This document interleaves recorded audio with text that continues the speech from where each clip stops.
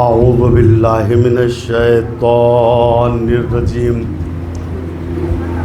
لا حول ولا قوة الا باللہ العلی العظیم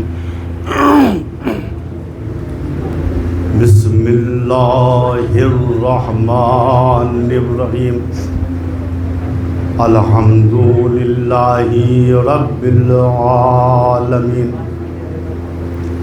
والصلاة والسلام والتحیۃ والاکرام علی نبی الممجد والرسول المسدد والمحمود الامجد النبی الامی المکی المدنی القرشی الہاشمی الابتعی مولانا و مولا الثقلین جد الحسن والحسین بالقاسم محمد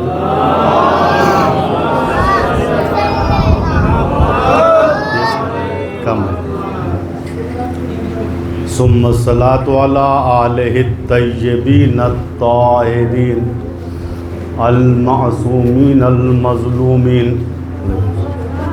من الآن الى قیام یوم الدین اما بعد فقد قال اللہ الحکیم بسم اللہ الرحمن الرحیم الذین یبلغون رسالات اللہ ویخشونہ ولا يخشون احدا الا الله وكفى بالله حسيبا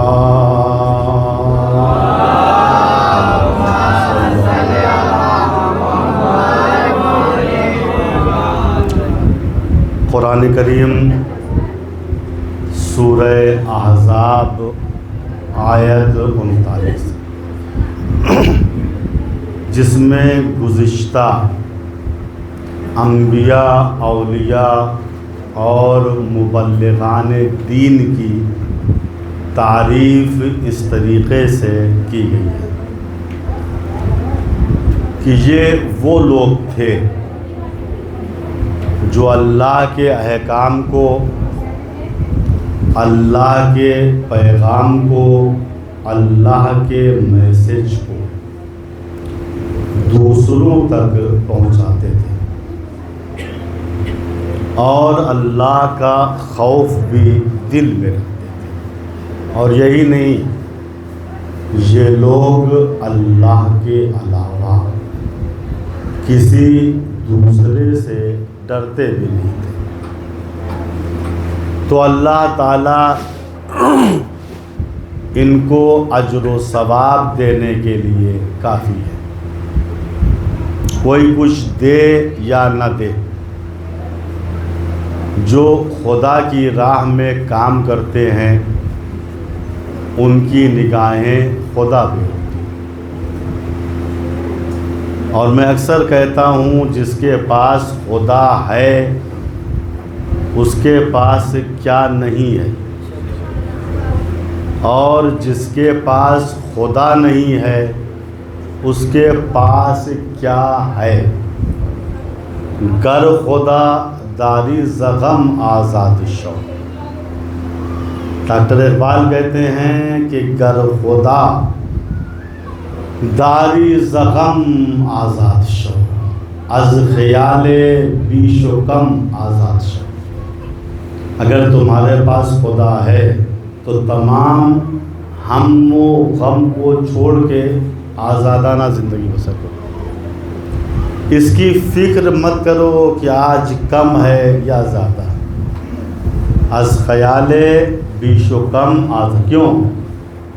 وہ جانتا ہے کب کتنا دے، نہ کہ ہم جانتے ہیں کب کتنا رکھیں۔ کل کی گفتگو یہاں تک پہنچی تھی، جو انبیاء ما سبق تھے اللہ کے میسج کو لوگوں تک پہنچا رہے تھے، تو یہ اللہ کا میسج صرف انسانوں تک محدود نہیں تھا، بلکہ بعض انبیاء کی رسالتیں جناتوں تک بھی وسیع ہوتی تھی، چاہے جناب عیسیٰ ہوں یا جناب موسیٰ۔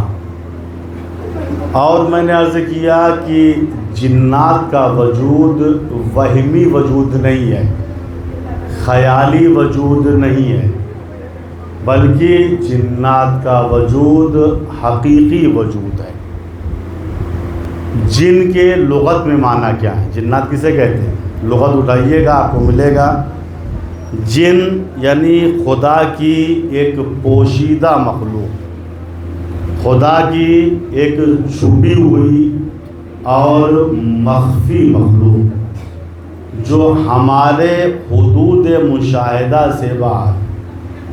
البتہ جناتوں کی دنیا خود ان کے لیے پوشیدہ نہیں، جنات خود آپس میں ایک دوسرے کو دیکھتے ہیں، اور انسانوں میں سے بھی جن کو اللہ نے اپنی طرف سے روشنائی اور بینائی دی ہے، وہ بھی ہدایت کرنے کے لیے جناتوں کو دیکھتے ہیں۔ اگر انبیاء کو، اولیاء کو، ائمہ کو جنات دکھائی نہ دیں تو پھر ان کی ہدایت وہ کیسے کریں گے؟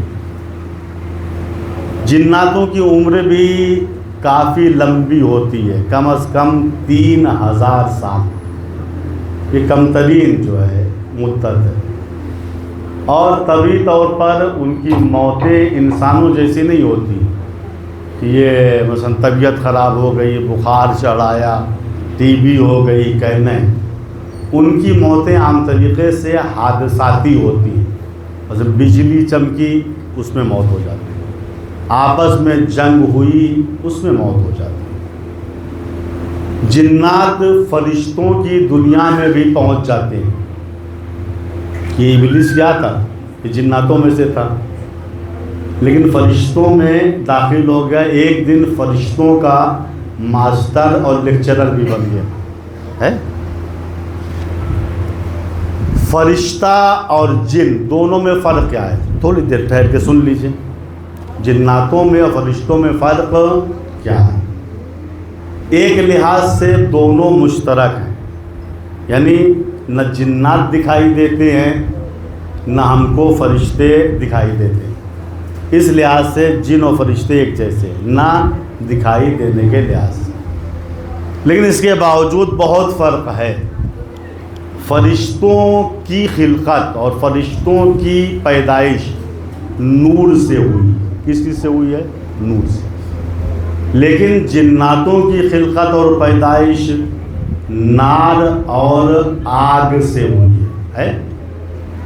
فرشتے عالم ملکوت کے باشندے، آسمانی باشندے، لیکن جنات عالم سفلا اور اسی دنیا کے باشندے، یہ دوسرا اہم فرق ہے۔ فرشتے کھانا نہیں کھاتے، فرشتے کھانا نہیں کھاتے، ان کی غذا ذکر الہی ہے فقط، لیکن جنات کھانا کھاتے ہیں۔ ہم جیسے نہیں کھاتے، جیسے ہم جو ہے دال چاول روٹی یہ سب کھاتے ہیں، یہ ایسے جنات نہیں ہیں۔ حدیث میں ہے کہ جناتوں کا ایک گروہ حضور پاک حضرت محمد مصطفیٰ صلی اللہ علیہ وسلم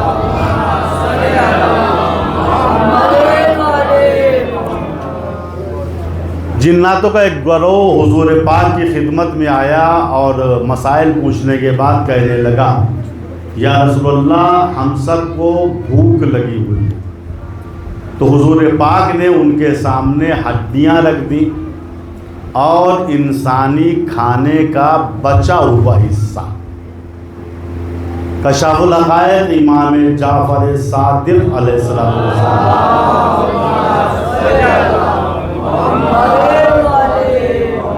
آپ فرماتے ہیں کہ یہ ہڈیاں اور انسانی کھانوں کا باقی ماندہ حصہ یہ جناتوں کی خوراک ہے۔ البتہ حدیث سے مراد یہ نہیں ہے کہ جنات صرف ہڈیاں ہی کھاتے ہیں، جنات صرف جو ہے انسانی غذا کا باقی ماندہ حصہ ہی کھاتے نہیں، اس کے علاوہ بھی ان کی غذائیں ہیں، مثلا خوشبو ہے، یہ بھی ان کی غذا ہے، جس میں انسانی کی حرارت و گرمی ہے، یہ بھی ان کی غذا ہے، فضاؤں سے بھی تغذیہ ہے وغیرہ وغیرہ۔ بہرحال جنات کھانا کھاتے ہیں مگر فرشتے کھانا، یہ فرق ہے جنات اور انسان۔ جنات شادی کرتے ہیں، صاحب نسل ہوتے ہیں، جنات شادی کرتے ہیں، صاحب نسل بھی ہوتے ہیں، لیکن فرشتے نہ شادی کرتے ہیں نہ صاحب نسل ہوتے ہیں۔ آج تک کسی عالم دین نے بیان کیا جناب جبریل کی بیوی کا نام یہ ہے، جناب جبریل کے 100 لڑکے اور 50 لڑکیاں ہیں، ہے کہیں تاریخ میں نہیں۔ فرشتے نہ شادی کرتے ہیں اور نہ صاحب اولاد ہوتے، فرشتے صرف اور صرف خدا کی اطاعت کرتے ہیں، خدا کی نافرمانی نہیں کرتے۔ اسی کو قرآن نے کہا لا یسبقونہ بالقول وہم بامرہ یعملون، فرشتے ہمارے کسی قول پہ سبقت نہیں کرتے، یعنی اللہ کہہ رہا ہے ہم سے آگے نہیں بڑھتے، جو کچھ ہم کہتے ہیں فرشتے اتنا ہی کرتے۔ تو فرشتے صرف اللہ کی اطاعت کرتے ہیں، معصیت نہیں کرتے، مگر جنات انسان کی طریقے سے کبھی خدا کی اطاعت کرتے ہیں، کبھی معصیت و نافرمانی کرتے ہیں۔ فرشتے مرتے نہیں ہیں، وہی جو بڑے فرشتے ہیں جبریل ہیں، میکائیل ہیں، اسرافیل ہیں یا ملک الموت ہیں، آج تک سنا کہ کسی فرشتے کا انتقال ہو گیا ہو؟ نہیں، فرشتوں کے لیے بس آخری موت قیامت والی ہے، بس فرشتے جب تک ہیں زندہ رہیں، لیکن یہ جنات مر بھی جاتے ہیں جیسے میں نے عرض کیا۔ اس کے علاوہ فرشتوں میں صرف اور صرف مومن لوگ ہیں، اسی وجہ سے فرشتے سب کے سب جنتی، لیکن جناتوں میں بعض مومن ہیں اور بعض کافر ہیں۔ جو مومن ہیں وہ فقط جنت میں جائیں گے، اور جو کافر ہیں وہ انسانوں کی طریقے سے جہنم میں جائیں گے۔ اسی کو سورہ اعراف نے کہا وَلَقَدْ زَرَعْنَا لِجَهَنَّمَ كَثِيرًا مِنَ الْجِنِّ وَالْإِنسِ لَهُمْ قُلُوبٌ لَا يَفْقَهُونَ بِهَا وَلَهُمْ أَعْيُنٌ لَا يُبْصِرُونَ بِهَا وَلَهُمْ آذَانٌ لَا يَسْمَعُونَ بِهَا أُولَئِكَ كَالْأَنْعَامِ بَلْ هُمْ أَضَلُّ وَأُولَئِكَ هُمُ الْغَافِلُونَ۔ اللہ کہہ رہا ہے کہ روز قیامت ہم جناتوں اور انسانوں کی اکثریت سے جہنم کو بھر دیں گے، یعنی انسانوں کی اکثریت کہاں جائے گی؟ جنت یا جہنم؟ اللہ کا جہنم میں جائے گی۔ جیسے انسانوں کی اکثریت جہنم میں جائے گی، ایسے ہی جناتوں کی اکثریت بھی جہنم میں جائے گی۔ کیوں؟ اللہ نے کہا وہ اس وجہ سے لہم قلوب لا یفقہون بہا، ہم نے ان کو دل دیا ہے، قوت دراکہ دیا ہے، سوچنے کی قوت دی ہے، لیکن یہ سمجھتے ہی نہیں ہیں۔ دل ہے مگر سمجھتے، اس وجہ سے جہنم۔ وَلَهُمْ أَعْيُنٌ لَا يُبْصِرُونَ بِهَا، ان کے پاس آنکھیں ہیں مگر حقیقت کو نہیں دیکھتے ہیں، کوئی کچھ دکھا دیتا ہے تو اتنا ہی دیکھ لیتے ہیں۔ لَهُمْ آذَانٌ لَا يَسْمَعُونَ بِهَا، ان کے پاس کان تو ہیں لیکن حق نہیں سنتے، کسی نے کان میں چپکے سے کچھ کہہ دیا، یہ ان کی سمجھ میں گھر سے آ جاتا ہے فوراً، ہاں فلانے ایسے ہیں بھیا، خود حقیقت کو دوسروں کی زبان سے نہیں سنتے، سنی سنائی پر اعتقاد رکھتے۔ لہذا اللہ نے کہا کہ ہم ان کو اٹھا کے روز قیامت بغیر کسی تکلف کے جہنم کے اندر ڈال دیں۔ اولئک کالانعام، یہ آدمی ہے ہی نہیں، یہ دوسروں کی باتوں میں ہے، دل ہے مگر سمجھتے نہیں ہیں، کان ہے مگر سنتے نہیں ہیں، آنکھیں ہیں مگر دیکھتے نہیں، یہ تو جانور جیسے ہیں، بل ہم اضل، بلکہ جانور سے بھی بدتر۔ کیوں؟ جانور کم از کم اپنے مالک کی بات کو مان لیتا ہے، لیکن یہ ایسے جانور ہیں جو اپنے مالک کو پہچانتے بھی نہیں ہیں۔ صلوات پڑھے بر محمد وال۔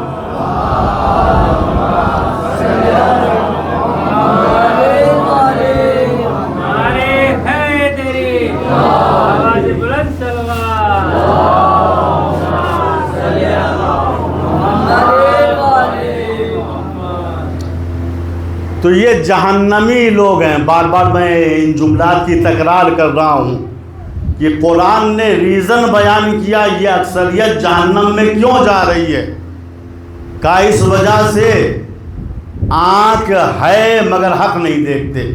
ملا جی آئے بہکا دیا، سمجھ میں آ گئی بات۔ کان ہے مگر حق نہیں سنتے، ملا جی آئے کہا ان کے مجلس میں مت جانا، حق نہیں سننا، نہیں سنیں گے صاحب، کیوں نہیں سنیے گا بھائی؟ قرآن نے مومن کی پہچان یہ بیان کی، الذین یستمعون القول فیتبعون احسنا، اہل ایمان وہ ہیں جو سب کی باتوں کو سنتے ہیں، سب کی سنتے ہیں، اور جو اچھی ہوتی ہے اس کو اپنا لیتے ہیں، جو خراب ہوتی ہے اسے ریجیکٹ کر دیتے ہیں، اسے نہیں یہ ہے اہل ایمان کی پہچان۔ اہل ایمان منع نہیں کرتے کہ ان کے جلوس میں نہ جاؤ، ان کے ہاں تابوت میں مت جاؤ، ان کے ہاں مجلسوں میں نہ جاؤ، بھائی ادھر سے بارہا منع ہوتا ہے، لیکن آج تک ہم میں کے کسی عالم نے کیا منع کیا؟ ان کے ہاں میلاد میں مت جانا، ان کی مسجد میں مت جانا، ان کے جنازوں میں مت، کسی عالم نے منع کیا؟ نہیں، وہ منع کرتے ہیں، لیکن ہم منع کیوں؟ چونکہ ہمارے عقیدوں کی دیوار لوہے جیسی مضبوط ہے، ہمارے عقیدوں کی دیوار لوہے جیسی مضبوط ہے۔ ڈرتے وہ ہیں جن کے عقائد کے کارخانے شیشے کے ڈھلے ہوئے ہوتے ہیں، وہ ہمیشہ تحقیق کے پتھروں سے ڈرتے۔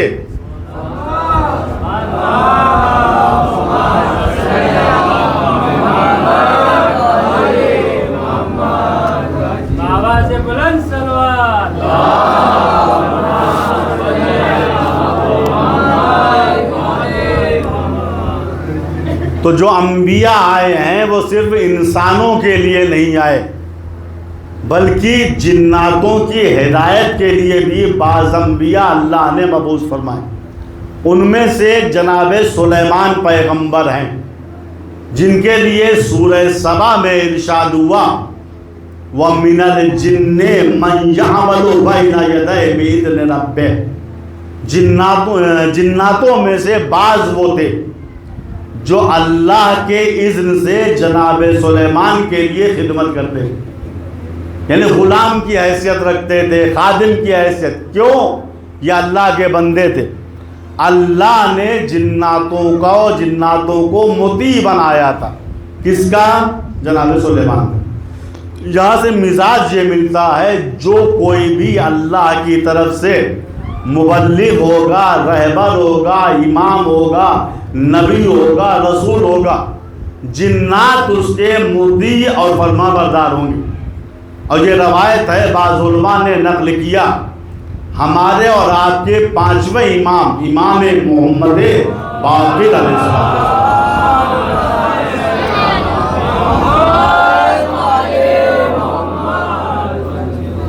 آپ نے اپنے ایک صحابی جن کا نام ہے سدیر سیرفی، بہت مقرب تھے، امام کے چاہنے والے تھے، جب کوئی خصوصی کام کسی دوسرے شہر میں ہوتا تھا تو امام سدیر سیرفی کو بھیجتے تھے۔ سدیر سیرفی کو پانچویں امام نے بہت دور ایک شہر میں بھیجا۔ سدیر سیرفی جب مدینے سے کئی میل کے فاصلے پہ نکل گئے، ایک جگہ تھی مقام روحا، صحرا تھا، وہاں پہنچ گئے تو اچانک انہوں نے دیکھا کہ ایک عجیب الخلقت شخص سامنے سے چلا آ رہا ہے اور وہ لڑکھڑا جیسے رہا۔ سدیل سیرفی نے سوچا یہ صحرا ہے، ہو سکتا ہے یہ بیچارہ پیاسا ہو۔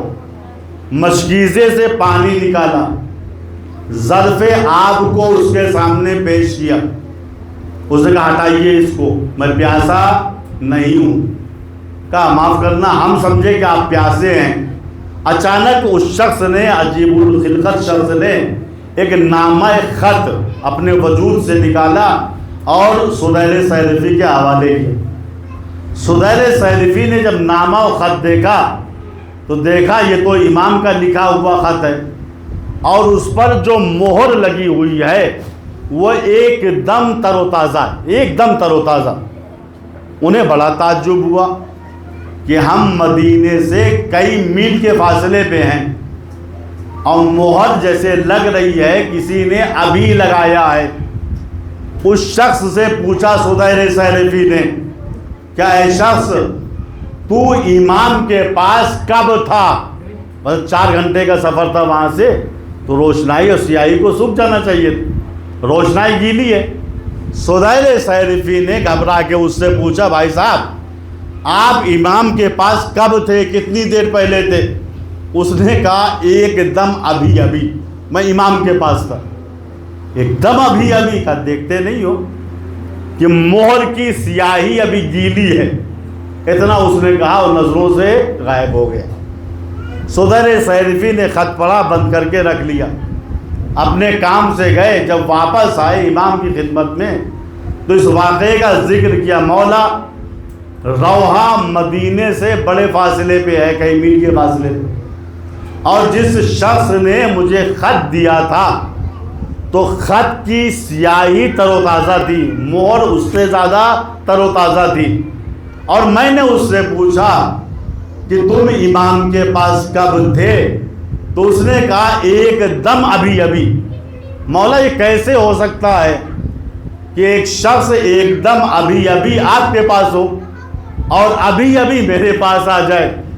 یہ کون سی مخلوق تھی، یہ کون سے لوگ تھے، یہ کس میں سے تھا؟ مولا مسکرائے، کہا سدیل سیرفی اللہ نے قوم جن کو میرا مطیع اور فرما بردار بنایا ہے۔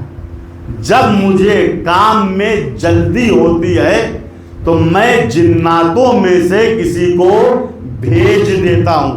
تعجب نہ کیجئے، جن کی خدمت کے لیے اللہ نے فرشتوں کو معین کیا ہو، ان کی خدمت اگر جنات کریں تو تعجب نہیں ہونا چاہیے۔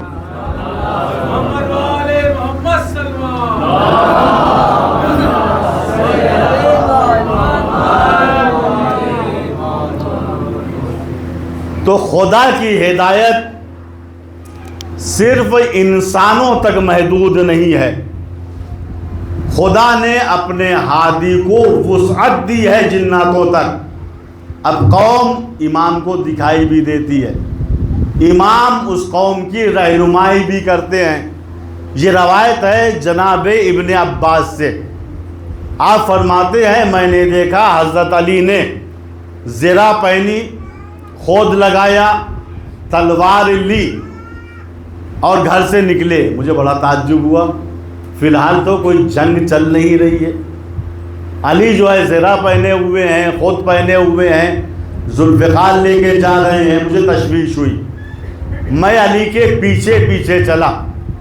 میں نے دیکھا علی مدینے کی ایک ایسی گلی میں گئے جس میں سے نکلنے کا راستہ بنتا، اور گلی کے اندر جا کے علی زمین کے اندر داخل ہو گئے۔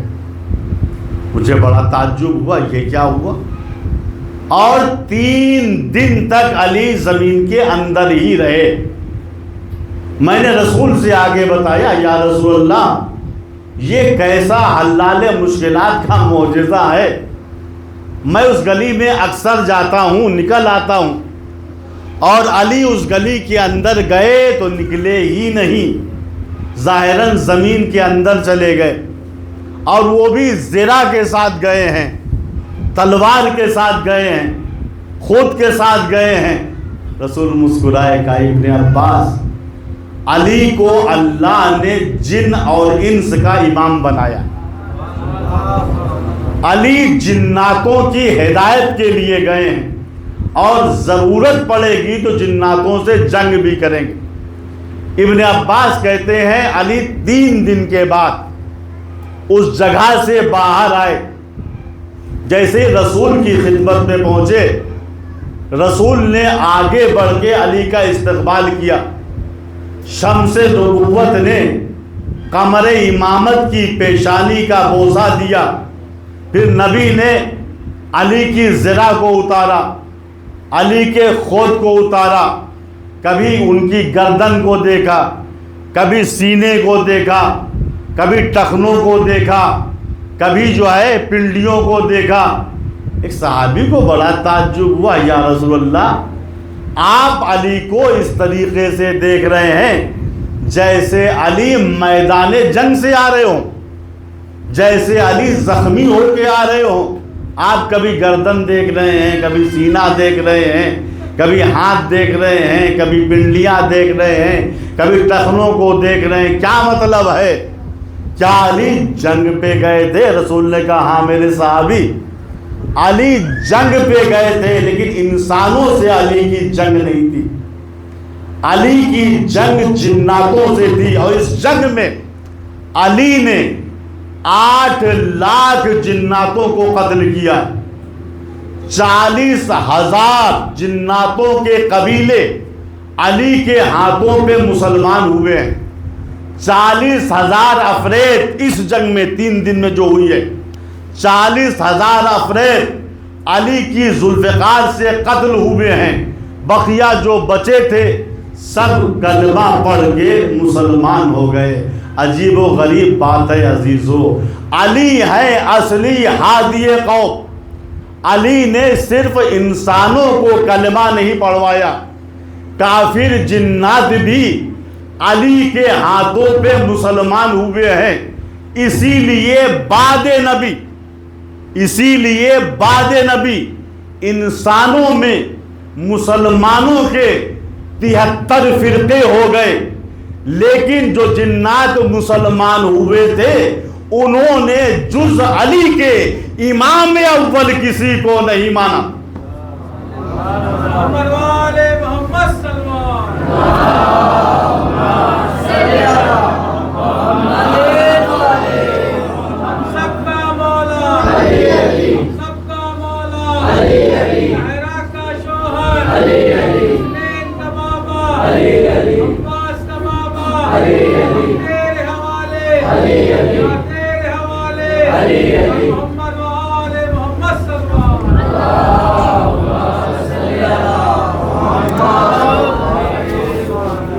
اب میں پوری ضمانت و گارنٹی کے ساتھ یہ جملات کہہ رہا ہوں، جتنے بھی جنات رسول کے زمانے میں مسلمان ہوئے تھے سب علی کے ہاتھوں پہ مسلمان ہوئے تھے. کسی غیر کا ایک جھوٹا واقعہ دکھا دو، یہ فلاں صاحب جناتوں کی ہدایت کے لیے گئے تھے. اسی لیے نبی کے بعد مسلمانوں کے 73 فرقے ہو گئے، لیکن جو جنات مسلمان ہوئے تھے انہوں نے اپنا امام اول جز علی کے اور کسی کو نہیں مانا. اسی لیے جنات یہودی بھی ہیں، عیسائی بھی ہیں، کافر بھی ہیں، لیکن اگر مسلمان ہیں تو صرف شیعہ ہیں. بہت توجہ، اور یہی ہمارے مذہب کی حقانیت ہے. جناتوں میں اختلاف نہیں ہوا، سب نے اپنا امام اول کس کو مانا؟ علی کو مانا. اور اس بات کا اعتراف سعودی عرب کے مفتی نے آج سے 14 سال پہلے کیا تھا. وہ زمانہ یاد ہوگا جو پہلی جنگ سیریا میں ہوئی تھی، اور یہ لوگ جو ہم کو کافر کہتے ہیں بظاہر مسلمان ہیں، ان کو ہم تکفیری کہتے ہیں. انہوں نے علوی ہونے کے ناطے حکومت سیریا پہ حملہ بول دیا. بہرحال ان کی کثرت تھی، یہ غالب آنے لگے.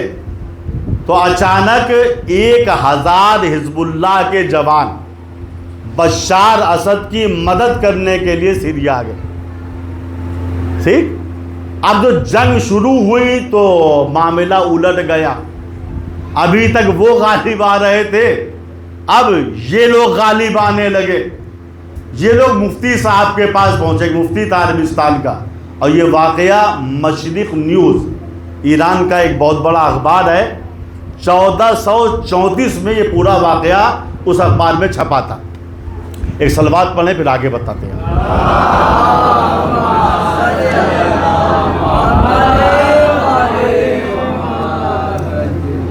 اصل میں وہ مفتی جو تھا اس نے فتویٰ یہ دیا تھا بشار اسد علوی اشیاء, اس کے خلاف جہاد کرو. اور جو جہادی جو ٹولہ تھا اصل میں فسادی لوگ تھے. کہا مفتی صاحب کتنے دن میں اللہ فتح دے گا ہم کو؟ کہا 6 مہینہ بہت ہے. 6 مہینے میں بشار اسد کا تختے میں بدل جائے گا. جاؤ, اللہ کی طرف سے میں ضمانت لیتا ہوں. اچھا مفتی صاحب نے ضمانت لے لی. یہ جاہل لوگ میدان میں اتر آئے, بظاہر یہ غالب بھی آنے لگے. لیکن جیسے ہی حزب اللہ ملیشیا داخل ہوئی سیریا میں, معاملہ الٹ گیا. اب ان لوگوں نے ان تکفیریوں کو چیٹیوں کی طریقے سے مسلنا شروع کر دیا. اب یہ گھبرائے, 6 مہینے کا زمانہ گزر گیا, 1 سال کا زمانہ گزر گیا. اب ان کی الٹی گنتی شروع ہو گئی. جو علاقے انہوں نے چھینے تھے اب ان سے چھینے جانے لگے. 1.5 سال کا عرصہ ہو گیا, 2 سال کا زمانہ گزر گیا. اور یہ حزب اللہ والے روز بروز سیریا میں مضبوط ہوتے رہے اور اپنے چھینے ہوئے علاقوں کو چھینتے رہے. یہ لوگ جو بڑے بڑے جنرل تھے اسی مفتی کے پاس پہنچے. اما مفتی صاحب آپ نے تو یہ کہا تھا 6 مہینے کے اندر ہم غالب آ جائیں گے, ہماری حکومت بن جائے گی. 2 سال کا عرصہ گزر گیا اور جب سے حزب اللہ والے یہ سیرین حکومت کی طرف ہوئے ہیں ہماری تو گنتی الٹ گئی. یہ چیٹیوں کی طریقے سے ہمیں پیس رہے ہیں. یہ معاملہ کیا ہے؟ ہمارے ساتھ امریکہ ہے, ہمارے ساتھ اسرائیل ہے, ہمارے ساتھ فرانس ہے, دنیا کے 40 ملک ہمارے ساتھ ہیں, لیکن حزب اللہ کے مقابلے میں ہم پیسے جا رہے ہیں. وجہ کیا ہے؟ مفتی نے سر جھکا کے کہا بھیا بات ایسی ہے کہ شیعہ حزب اللہ کے ساتھ علاقے کے جتنے خطرناک جنات تھے وہ سب مل گئے ہیں اور وہ لوگ مل کے تم پہ حملہ کر رہے ہیں. لہٰذا تمہاری شکست کو ہونا یہی تھا کہ 6 مہینے کے اندر تم غالب آ جاتے. لیکن جو علاقے کے خطرناک جنات تھے وہ حزب اللہ کے ساتھ ہو گئے ہیں, شیعوں کے ساتھ ہو گئے ہیں, علویوں کے ساتھ ہو گئے ہیں. اور جنات بڑے خطرناک ہیں, ان سے ہوشیار رہنا, یہ تمہیں پیس ڈالیں گے. اچھا بات یہ ہے مفتی صاحب نے یہ کیوں نہیں کہا کہ جنات ہمارے ساتھ ہے؟ بہت توجہ, مفتی نے یہ کیوں نہیں کہا کہ جنات ہمارے ساتھ ہے؟ اس نے کہا نہیں, علاقے کے جتنے خطرناک جنات تھے سب حزب اللہ شیعوں کے ساتھ ہو گئے ہیں. مفتی جانتا تھا جس کے مولا نے جناتوں کو مسلمان کیا ہے, جنات اسی کے شیعہ ہی کا ساتھ دیں گے.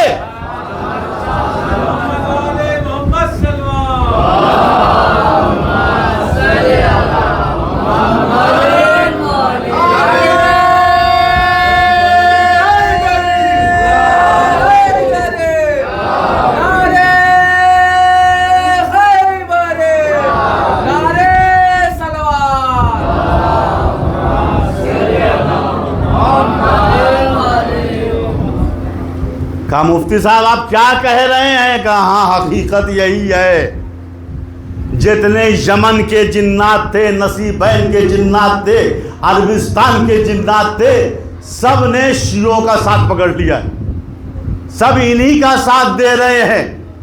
کہا حضور اگر جنات شیعوں کے ساتھ ہو گئے تو ہمارے ساتھ کون ہے؟ ہمارے ساتھ کون؟ اب یہ مفتی پھنس گیا, کہے تو کیا کہے. کہ وہ اللہ پاک کے فرشتے آپ کے ساتھ ہیں, کیا بات ہے، جنات شیعوں کے ساتھ ہیں، اللہ پاک کے فرشتے تمہارے ساتھ ہیں۔ کہا اگر فرشتے ہمارے ساتھ ہیں تو ہماری ہار کیوں ہو رہی ہے، ہماری شکست کیوں ہو؟ بہت توجہ دیکھیے، اللہ نے مسلمانوں کی مدد کے لیے بعض اوقات جنگوں میں فرشتوں کو نازل کیا ہے۔ اس میں سے ایک جنگ ہے جنگ بدر۔ اس میں اللہ نے کہا کہ ہم نے فرشتوں کو نازل کیا۔ کیوں؟ مسلمان تھے کل 313، کافروں کی تعداد تھی تقریباً 1000۔ مسلمانوں کے پاس اسلحے بھی نہیں تھے۔ ان 313 میں سے کل 13 عدد ایسے افراد تھے جن کے پاس تلواریں تھیں۔ پوری فوج اسلام میں 2 گھوڑے تھے، وہ 13 تلوار والے، بقیہ سب نیت تھے۔ اچھا، نیتوں کا جو اسلحہ ہوتا ہے، لاٹھی لے لیا، ڈنڈا لے لیا، پتھر لے لیا، یہ لڑنے کس سے جا رہے تھے؟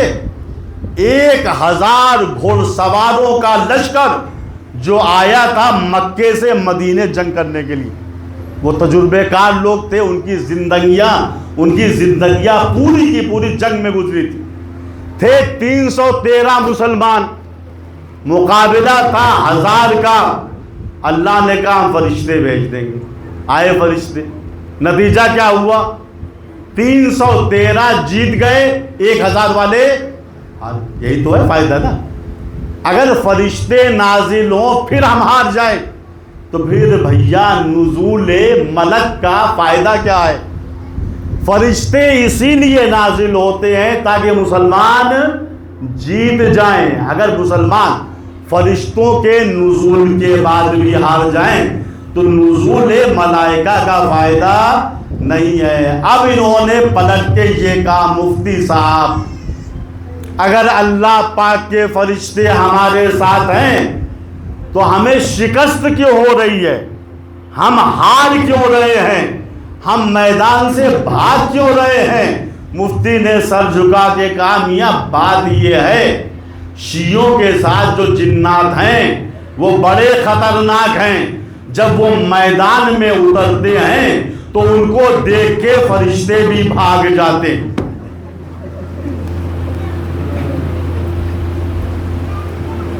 یہ جنات بڑے خطرناک ہیں، جب یہ میدان میں اترتے ہیں تو ان کو دیکھ کے معاذ اللہ خاکم بدہن فرشتے بھی بھاگ جاتے ہیں۔ ایسے عقیدے پہ لعنت ہو، اپنی بزدلی کو چھپانے کے لیے معصوم فرشتوں کو بھگوڑا بنا دیا۔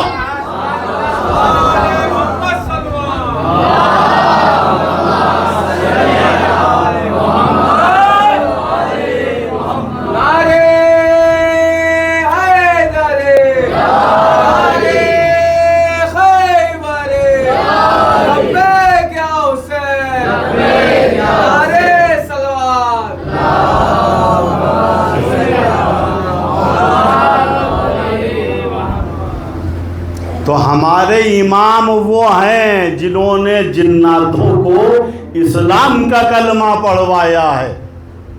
اسی لیے جتنے بھی جنات ہیں اگر مسلمان ہیں تو سب علی والے، ختم ہو گئی بات۔ چونکہ جز علی کے کسی میں یہ مجال نہیں تھی جو جناتوں کا مقابلہ کرتا ہے۔ اب یہ واقعہ جو ہے تقریباً ہر تاریخ اسلام میں مل جائے گا۔ ابن شہراشوب ہیں، بقیہ ہیں، سب نے لکھا اس واقعے کو۔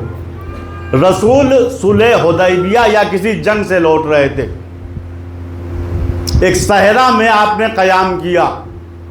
مسلمانوں کو پیاس بہت لگی تھی، مسلمانوں کا سارا پانی ختم ہو گیا تھا۔ مسلمانوں نے کہا یا رسول اللہ ہم پیاس سے مر جائیں گے۔ قریب میں نہ کوئی چشمہ نظر آ رہا ہے، نہ دریا نظر آ رہا ہے، نہ کنواں نظر آ رہا ہے۔ آپ اپنے علم غیب سے بتائیے کیا قریب میں کہیں پانی ہے؟ رسول نے کہا ہاں ہے۔ کہاں یا رسول اللہ؟ کہا وہ جو جنگل دکھ رہا ہے، جنگل کے اس پار ایک کنواں ہے، کنواں ذرا گہرا ہے، اس میں اندھیرا زیادہ ہے لیکن اس میں پانی ہے، جاؤ لے آؤ۔ 8-10 بہادر مسلمان تھے، وہ اٹھے، مشکیزے کو لیا، چلے جنگل کے قریب آئے۔ ابھی جنگل میں پہلا قدم رکھنے جا رہے تھے، جنگل سے قہقہوں کی آوازیں آنے لگی، جنگل میں بجلیاں کڑکنے لگی، کٹے ہوئے سر نظر آنے لگے، بھاگے وہاں سے۔ یا رسول اللہ بڑا خطرناک جنگل ہے، یا رسول اللہ ہم اس پار نہیں جا سکتے ہیں۔ کیا ہوا یا رسول اللہ؟ وہاں بجلیاں کڑک رہی ہیں، قہقہوں کی آوازیں آ رہی ہیں، کٹے ہوئے سر اڑ رہے ہیں۔ اچھا کچھ لوگ بیچارے تیار ہونے جا رہے تھے کہ وہ بھی پانی لائیں، وہ سب بیٹھ گئے۔ خطرناک جنگل ہے بھیا۔ رسول نے کہا آج جو پانی لائے گا میں ضمانت لیتا ہوں اسے جنت میں داخل کراؤں گا۔ اچھا جب جنت کی بات آئی تو کچھ مسلمان پھر کھڑے ہوئے 10-20، مشکیزہ اٹھایا، جنگل کے قریب آئے کہ پار چلے، کنویں سے پانی بھرے، پھر وہی حالات، پھر وہی قہقہے، پھر وہی بجلیاں، پھر وہی آگ کے شعلے، یہ بھی بھاگے وہاں سے۔ یا رسول اللہ بڑا خطرناک جنگل ہے۔ رسول نے کہا کوئی اور جائے گا مسلمانوں کے لیے پانی لائے تاکہ میں اسے جنت میں داخل کروں۔ سب بیٹھے رہے۔ رسول نے کہا یا علی اب تم جاؤ۔ بات ہے نا، جو مشکل کسی سے حل نہیں ہوتی تھی اسے مشکل کشا علی حل کرتے تھے۔ بھائی صاحب جو رسول کے زمانے میں مسلمانوں کی مشکل حل کرتا تھا وہی آج بھی مسلمانوں کی مشکل حل کرے گا۔ اب مولا چلے، مشکیزہ اٹھایا۔ جب علی کو دیکھا لوگوں نے، علی نے مشکیزہ اٹھا لیا، ہمت بڑھی، 8-10 مسلمان ان کے پیچھے چلے۔ جب چلے اچانک جنگل آیا، پھر حالات وہی بنے، آگ کے شعلے، قہقہے، ڈراؤنی آوازیں۔ علی نے مسلمانوں سے مڑ کے کہا اس جنگل سے گزر کے ہمیں کنویں تک جانا ہے۔ یا علی کیسے جائیں گے؟ کہا میرے نقش قدم پہ، جملہ بہت عجیب ہے، کہا میرے نقش قدم پہ قدم رکھتے ہوئے چلے آؤ۔ میرے نقش، الگ نہ جانا، نہ ادھر جانا نہ ادھر جانا، نہ دائیں دیکھنا نہ بائیں دیکھنا، میں جہاں جہاں قدم رکھوں میرے نقش قدم پہ قدم رکھتے ہوئے چلے آؤ، کافر جنات تمہارا کچھ بگاڑ نہیں پائیں گے۔ اے کاش آج کے مسلمان بھی یہی سمجھ لیں، اگر علی کے نقش قدم پہ ہم چل پڑیں گے تو دنیا ہمارا کچھ بگاڑ نہیں سکتی۔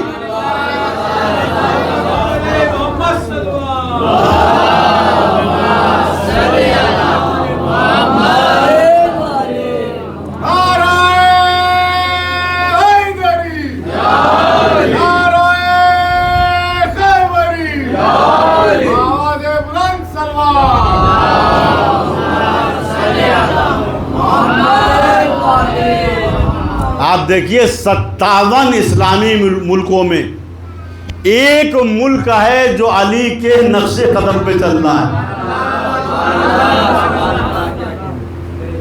دنیا کی بڑی طاقتیں حیران ہیں، ہم ان کا کچھ نہیں بھی، کیوں؟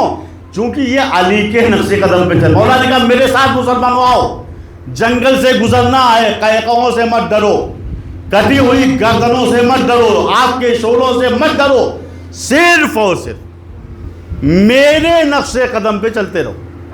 مسلمانوں نے اطاعت کی، یا علی آمنا و صدقنا، جنگل سے گزرے، علی کے نقش قدم پہ قدم رکھتے رہے، قسم خدا کی انہیں کچھ بھی نہ ہوا، سب پار ہو گئے۔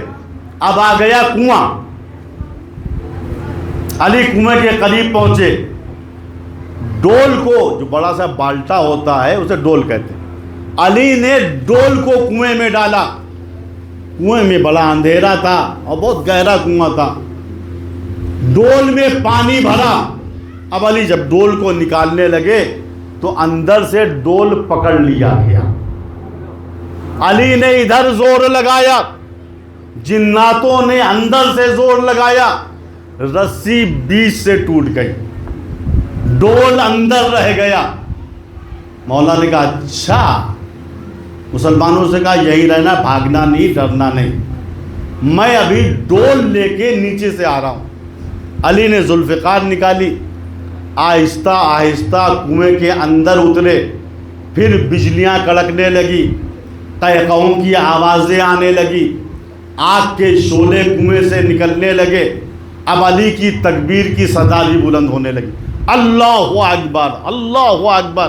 مسلمان سمجھ گئے علی کا جہاد جناتوں سے شروع ہو گیا، دوڑ کے گئے، یا رسول اللہ علی تو آج پھنس گئے، ڈول ٹوٹ گیا تھا، ٹوٹ جانے دیتے، علی کنویں کے اندر ہیں، وہاں سے بجلیاں نکل رہی ہیں، آگ کے شعلے نکل رہے ہیں، قہقہے ہیں، چیخے ہیں، پکارے ہیں، اچھا علی بھی ڈر نہیں رہے ہیں، علی نعرے تکبیر بلند کر رہے ہیں، رسول بھی کنویں کے قریب آ گئے۔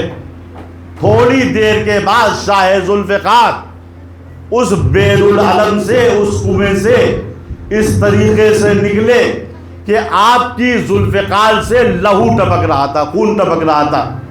رسول نے جب علی کو اس حالت میں دیکھا، پیشانی چوم کے کہا، یا علی، اس علاقے کے کافر جنات آج یا تمہاری تلوار سے قتل ہو گئے ہیں یا کلمہ پڑھ کے مسلمان ہو گئے ہیں۔ علی نے کہا، یا رسول اللہ، اتنی دیر میں جتنے جنات مسلمان ہوئے تھے میں نے ان کے لیے ایک رہبر بھی چن دیا۔ علی کون ہے؟ جو جناتوں کا لیڈر چن رہے ہیں، جناتوں کا بادشاہ چن رہے ہیں۔ عزیزو، جو علی جناتوں کا بادشاہ چنے وہ انسانوں پر حکومت کرنے کے لیے تمہاری 2% کی حکومت کا محتاج نہیں ہے۔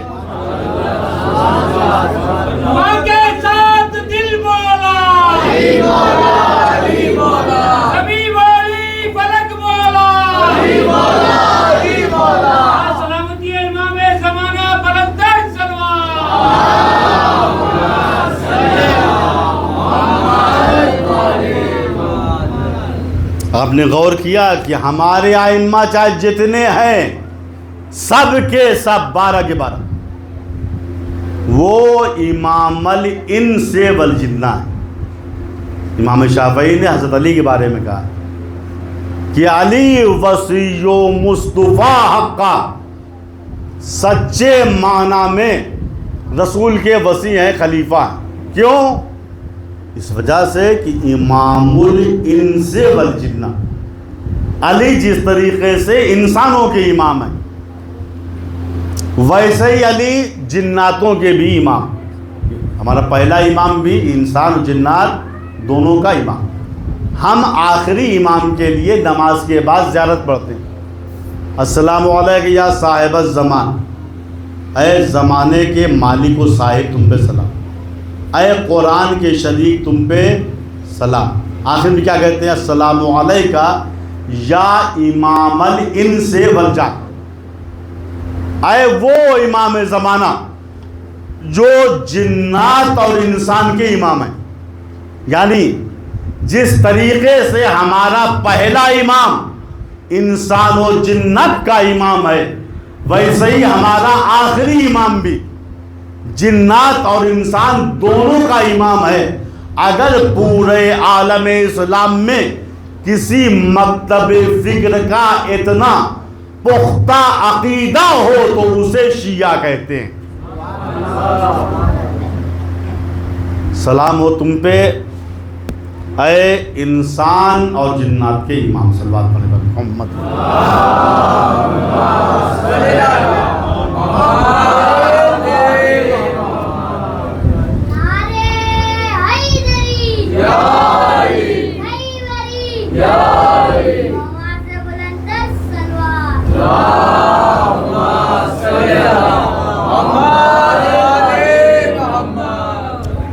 تو یہ ہمارا سلام ہر روز امام زمانہ کے لیے، السلام علیکہ یا امام الانس والجن، اے جن اور انس کے امام، تم پر ہمارا سلام۔ اب آئیے دیکھتے ہیں کہ امام زمانہ کس کو سلام کر رہے ہیں۔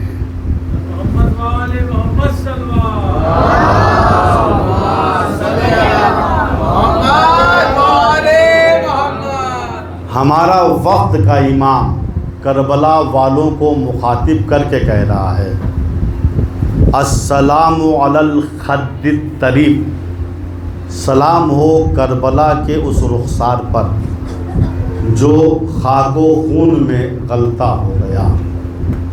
السلام علی الشیب الخضیب، سلام ہو اس ریش مبارک پر جس کا خضاب سر کے خون سے ہوا۔ سلام ہو اس جوان کے سینے پر جس میں برچھی کی انی ٹوٹ گئی۔ سلام ہو ان بازوؤں پر جو نہر فرات کے کنارے کاٹ دیے گئے۔ سلام ہو اس ششمائے مجاہد کے گلے پر جس پر تیر ہرملہ لگا۔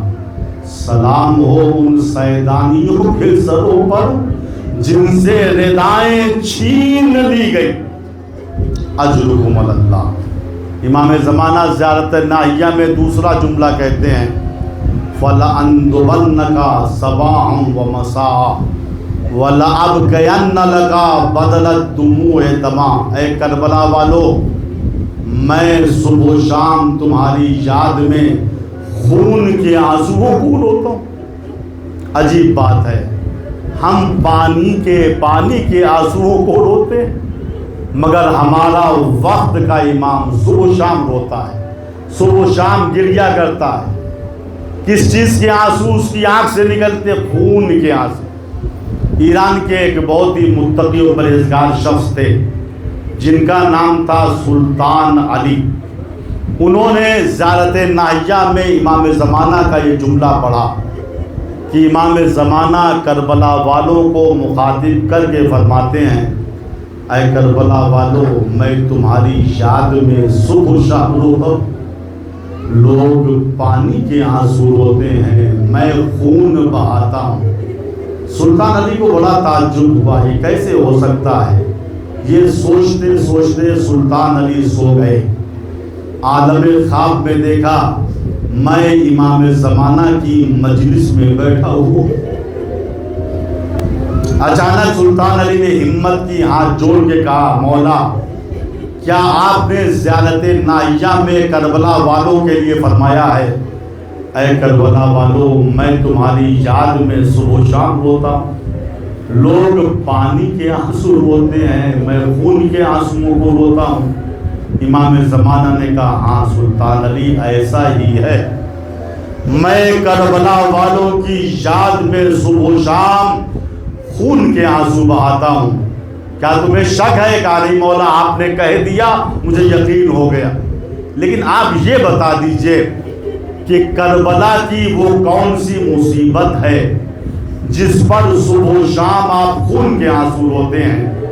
کیا وہ علی اکبر کی مصیبت ہے کہ علی اکبر کے سینے میں بھری جوانی میں برچھی کی انی ٹوٹ گئی؟ آپ اس مصیبت پہ صبح و شام خون کے آنسو روتے ہیں؟ کہا نہیں سلطان علی، اگر علی اکبر زندہ ہوتے تو وہ بھی اس مصیبت پہ خون کے آنسو روتے۔ سلطان علی گھبرا کے کہتے مولا، کیا وہ غازی عباس کی مصیبت ہے کہ نہر فرات کے کنارے آپ کے دونوں بازو کاٹ دیے گئے، پھر آپ کی آنکھ میں تیر لگا، پھر سر پہ گرز مارا گیا، آپ اس مصیبت پہ صبح و شام خون کے آنسو روتے ہیں؟ امام نے کہا نہیں سلطان علی، اگر غازی عباس زندہ ہوتے تو وہ بھی اس مصیبت پہ خون کے آنسو روتے۔ کہا مولا، کیا وہ آپ کے جد حسین کی مصیبت ہے کہ شہادت کے بعد حسین کا لاشا پامال سمے اسپا کر دیا گیا؟ آپ اس مصیبت پہ صبح و شام خون کے آنسو روتے ہیں؟